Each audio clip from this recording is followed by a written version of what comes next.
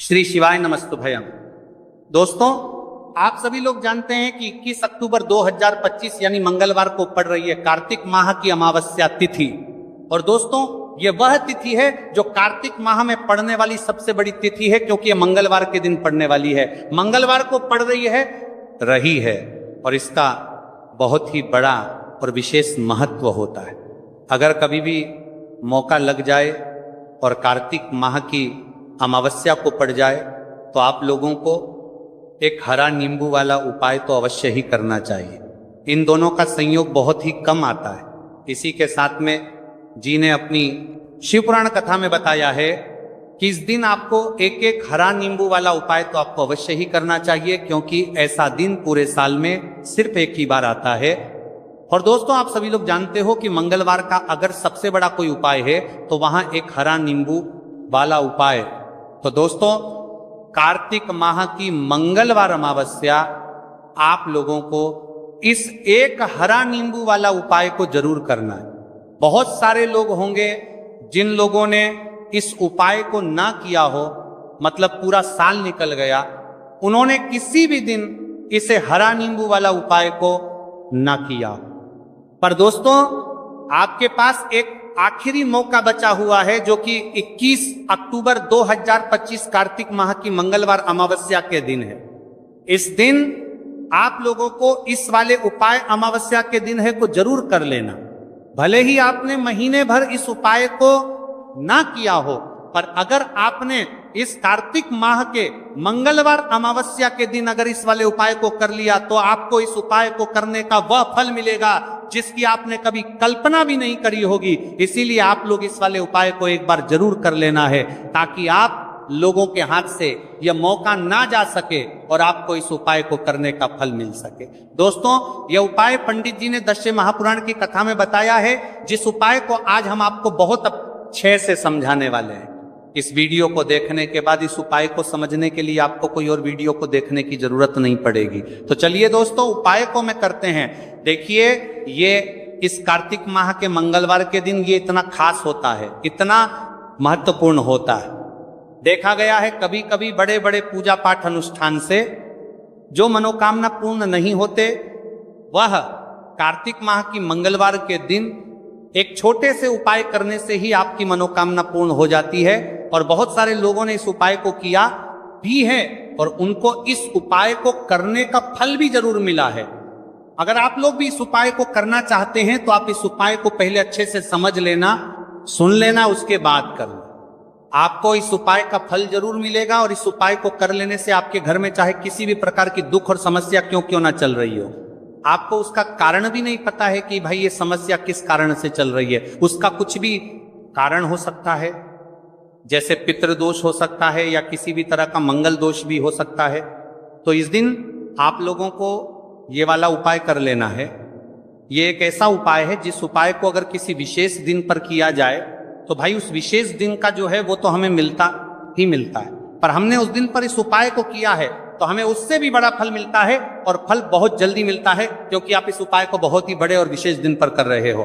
तो चलिए अब उपाय के बारे में बात करते हैं, लेकिन उससे पहले आप लोगों के लिए पूरी नजर को बाहर ही ये रोक देती है। साथ ही साथ जो नींबू होता है ये शत्रु से छुटकारा दिलाने के लिए, दुश्मनों को दूर करने के लिए बहुत उत्तम होता है। तो उपाय करें, आपको लाभ जरूर होगा। अब हम बात करते हैं दूसरे विशेष उपाय ई की। देखिए, ये उपाय भी आपको तुलसी जी के पौधे के वहां पर करना है। आपके भाग्य का उदय करने के लिए आपके घर में धन समझ की गई, आपके घर में धन समझ की गई, आपके भाग्य के संजी के, आपके भाग्य कर्म में तुलसी जी के संजी के घर में परेशानियां है, कर्ज की समस्या अगर दिन पर दिन बढ़ती जा रही है, खत्म नहीं हो रही है, बहुत ज्यादा परेशानियां हैं, तो आपको ये उपाय करना मिलेगा। जरूर गाय चाहिए। देखो करना क्या है, बहुत ध्यान से समझना। आपको मात्र तांबे के पात्र के अंदर जल लेना है, उस जल के अंदर एक चुटकी आपको हल्दी मिला देनी है, ठीक है, और साथ में लेना है एक कमल गट्टा। यह केवल उपाय मंगलवार चैत्र नवरात्रि के दिन करना। अगर आपको ऐसा लगता है कि आपके जीवन में अष्टलक्ष्मी का वास नहीं है, भाग्य का साथ आपको नहीं मिल पा रहा है, तो आप ये उपाय मंगलवार के दिन कर सकते हैं, मंगलवार के दिन भी कर सकते हैं, ठीक है। रवि मंगलवार और मंगलवार दोनों दिन आप ये उपाय कर सकते हैं। देखो करना क्या, आइंस्टाइन के पात्र के अंदर हल्दी डाली और एक कमल गट्टा डाला। अब आपको तुलसी जी के वहां पर जाना है। देखिए, जब आप हल्दी डालोगे जल के पात्र के अंदर, तब आपको ओम नमो भगवते वासुदेवाय का 11 बार जाप करना है। फिर हल्दी डालना है। जब आप कमल गट्टा डाला है, जब आप कमल गट्टा 12 डालोगे, तब आपको ओम श्री नमः या ओम महालक्ष्मी नमः इस मंत्र का जाप करते हुए एक कमल गट्टा डालना है, 11 बार जाप करना है। ठीक है, कमल गट्टा और हल्दी दोनों होना चाहिए। कमल गट्टा महालक्ष्मी का प्रतीक माना जाता है और हल्दी जो है वह भगवान विष्णु के निमित्त आप हल्दी डालेंगे। ठीक है, इस जल को आपको तुलसी जी की जड़ में अर्पित करना है। ओम नमो भगवते वासुदेवाय का जाप कर रहते हुए बस इतना सा उपाय करना, धन संबंधित को कोई भी परेशानियां है वह सब दूर हो, ऐसी आपको प्रार्थना करनी है।